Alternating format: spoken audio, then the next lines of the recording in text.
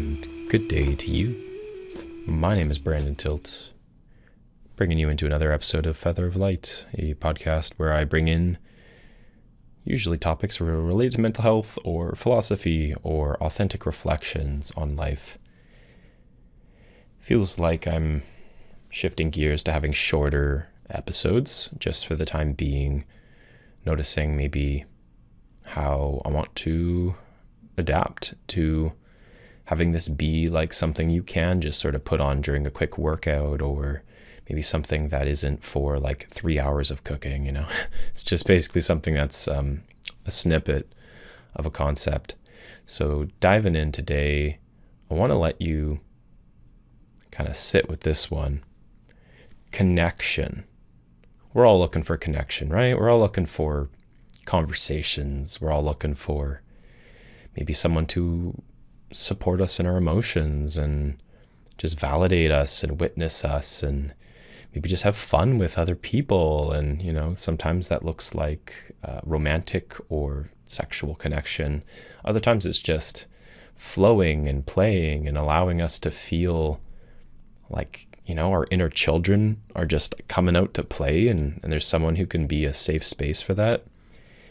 So, yeah, you know, these are just forms of connection, right? We're always searching for this.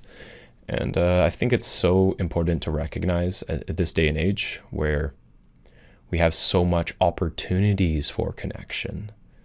Kind of like there's this, I would say, distinction between like virtual connection, something literally in a virtual environment, right? Like through a voice note or a video chat, or maybe connecting with someone through like this is a virtual container.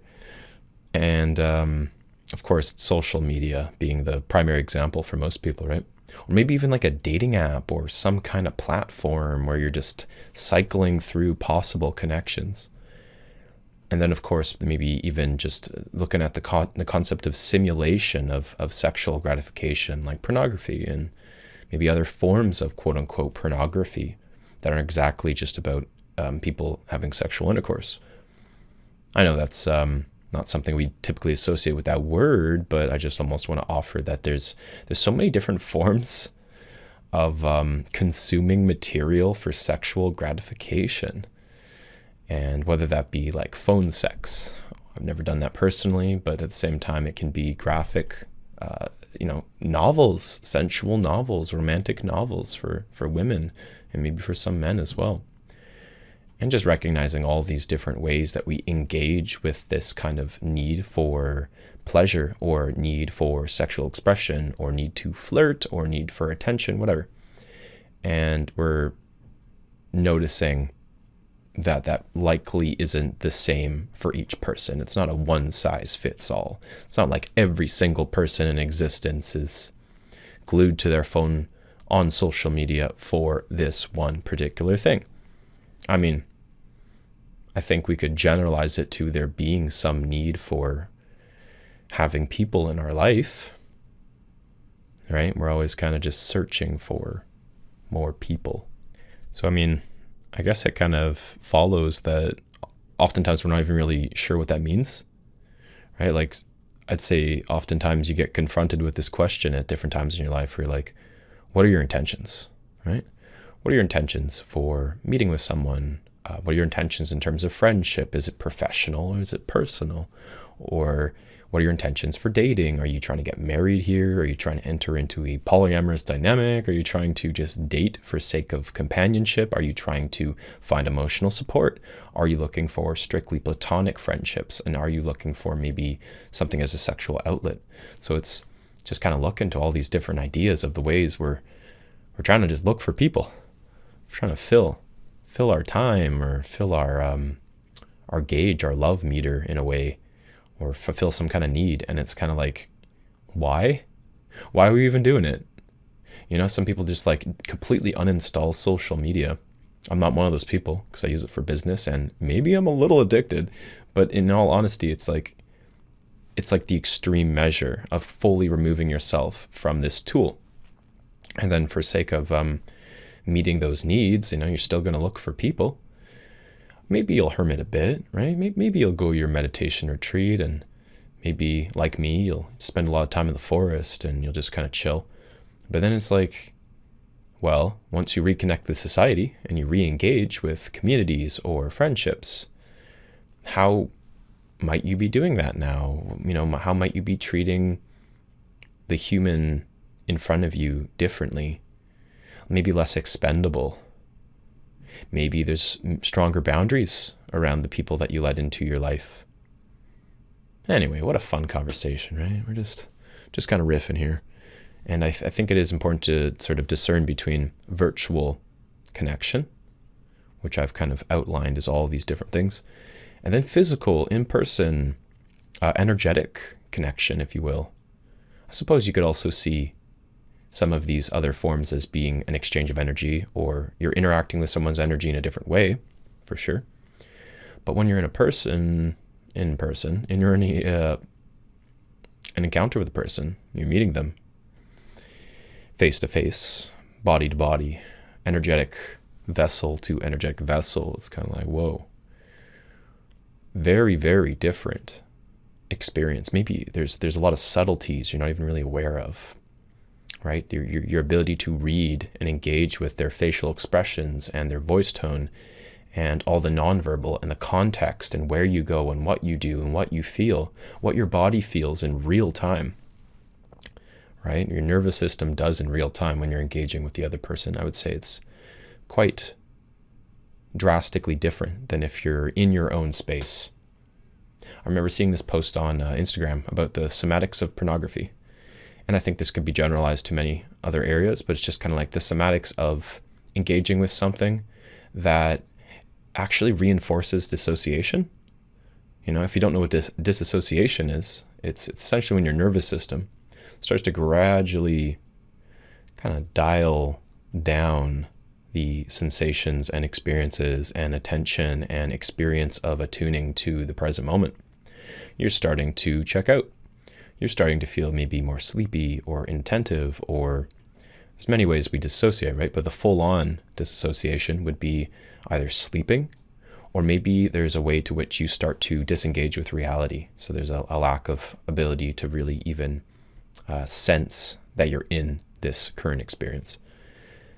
Anyway, so let's just assume pornography is one of those things, certain forms of social media perhaps, maybe even media in general, movies, right? Netflix, podcasts, all these different ways to which we, in a way, are just disassociating from our bodies, disassociating from the present experience. And just recognizing that over the long term, if we're continually creating these experiences that are essentially moving us further away from attunement to our body and our nervous system and our emotions and how our thoughts come into play, we're kind of disengaging from, I would say, the real experience, right? The now, the moment. I would say there's even this parallel in music. If you're making music and writing music and singing and playing music, it's kind of like the rhythm of the current moment, of the current stanza, I don't know, the current bar, right? You're in this present moment of this musical flow. There's an attunement to all of what is that experience, the cadence of that flow, the continual returning to the rhythm, the attunement to your heartbeat and how your body's feeling within it, what your body's doing, your posture, or what muscle groups are getting kind of tired. And anyway, so it's kind of like so cool to recognize that there are things we do that attune us so much more deeply to the connection of being present in our body's experience. And there's so many social experiences that ironically are also disassociative by the way that we engage with them. So again, there's some that are more or less disassociative. But in an age where we can watch a video and feel very connected to the person, maybe, or the concept or whatever, or there's a video call. I mean, shit, I work with so many people remotely, and there is this capacity to attune to the human and the energy remotely in a kind of way that I would say goes beyond just the body and its pure experience of what it is engaging with in its, let's just call it present moment, and what's surrounding it in that present moment. Yeah, I don't know. This is kind of like weird to throw in this tangent, but it feels relevant. It's like astral projecting, right? In a way, we're astral projecting our energy all over the place. Especially if you're a content creator, maybe there's a way to which that's different. It's a recording of you, a rendition of you, a simulation of you, versus like an actual, let's just say, projecting of your energy into another space where you're in real time engaging with that person. But seriously though, you can choose to be more or less present in another space where another person's experiencing your energy. And I would say you can more acutely project your energy into that environment, or choose to disengage with and maybe create more of a boundary kind of self-preservation like approach to how you engage with their energy. And at a time where, maybe just speaking to a time with all the artificial stuff going on, right? It's like simulations, considering you record a video, right? And someone's engaging with the memory of what was your energy. There's kind of like a way to which you're now currently trying to interact with a person in a kind of virtual way, and but with a simulation. If you're engaging with AI, I think it's so important to recognize there's a difference between a person's energy, the imprint of light, and the imprint of movement, and the imprint of one's mind engaging with source energy, and this concept of the recreation of mathematical patterns that are, in a sense, engaging with matter, but are more likely engaging with an aspect of the mind that recreates this experience that we know to be reality. So who knows where those lines are blurred? I was watching The Matrix today and I was like, whoa, this is really freaking me out. They presented so many concepts that I feel like we're just like really seeing play out today, just around like machines and intelligence and what a machine might think and how a machine might think over time and all that fun stuff. But I mean, it also did just really make me reconsider. We really do have a role in a very active role in shaping our reality and considering what the experience of being human even really is. And if we allow others to, in a sense, dictate that or create more of a framework that we just kind of adhere to in relation to this is what it means to be human, it means to, being on a phone, watching videos all the time, engaging with people remotely, not even really seeing people all that much. And when we see them, this is how we behave. This is what's real and what's not real. This is what's valid and factual, and this is what's artificial. And then they can kind of dictate those concepts, of course. Those who choose to, those who have influence and technology can choose to shape those as they will. Holy shit, have we given away our power? Holy shit.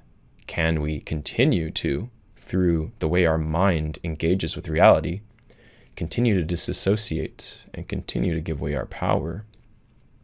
And it's kind of like, I love how the work I do in coaching and counseling, it feels like there's almost like a way to which I'm trying to poke at the fact that we're all just like actively giving away our power in such a generous way. We're generously giving away our attention. We're generously giving away, I suppose, what influences us or what engages our nervous system, what emotions that we choose to let in or not let in kind of I'd say strongly gets influenced by so many other people other than us.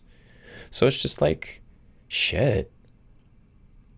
We have so much power in this moment, in this ability to attune to our body, in this ability to, in a sense, filter and make sense of and be attuned to what it means to be human, what it means to think, what it means to connect with other humans, what it means to intake and receive energy, what it means to output energy.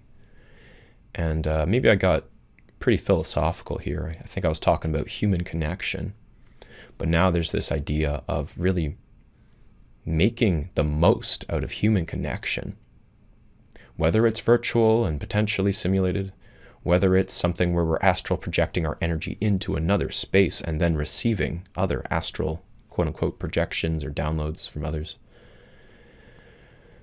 And when we're in person, there's something miraculous that happens, whether we're consciously aware of it or not. There's something miraculous that happens within our body, in our cellular encoding, in our hearts, and the profound amount of energy that's released from our hearts or is essentially being sent and received through the heart. And of course, all the complex dynamics that exist within our energetic fields that we're not sitting here and consciously directing. Well, not most of us. I would say majority of us probably aren't. And I don't want to like put in this level of like there's a pressure or seriousness to being with a person in your physical energy field.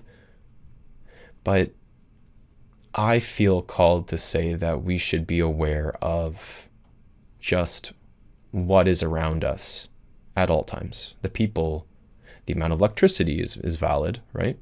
The magnetism of the space we're in, what nature is close to us, how far are we from nature, how often are we connecting with trees, water, natural sources, where does our water come from, what's engaging with us in a deeper physical level, right? What's permeating into our cells, what kind of information is programming our cells, what kind of food we're eating quite clearly is so important. And I don't know, I know I'm getting into all these different areas, but I just want to say they're interconnected. Because when you show up for a person and you present them a summary of your energy, you give them essentially a piece of your soul, you introduce them to your spirit in a way, you link them with your own. You're giving them a taste of all the different energies and all the different sources of what's impacting that energy, influencing and creating this moment of connection, of mutual meeting and understanding. So anyway, this has been my exploration of a lot of stuff, but really just about connection and how, there's this idea of virtual connection and what is it? What is it really? It's so interesting. And then the in-person experience and what the empowerment that comes along with being in a place and bringing your physical presence, and how maybe we're not really thinking about just how profound it is when we're connecting with another person and we're co-creating a container, right? We're allowing our nervous systems to synchronize and balance each other out, and it's just fucking phenomenal to be human. And I appreciate you tuning in. As always, thank you for joining me today. And I hope you have a great rest of your afternoon. Take care for now. Bye. And if you're interested in working with me one-on-one, please reach out over Instagram, Facebook, or through my email, featheroflightcounseling@outlook.com. I have available slots for counseling. Additionally, I have parts workshops that I'm running each week. So Saturdays at 10 a.m. we'll be meeting this week and each week following, where we can bring in discussions around parts. You can share about things that you're noticing about your parts, and I will offer some education around working with your parts. So thank you so much. Have a great rest of your afternoon. Take care. Bye.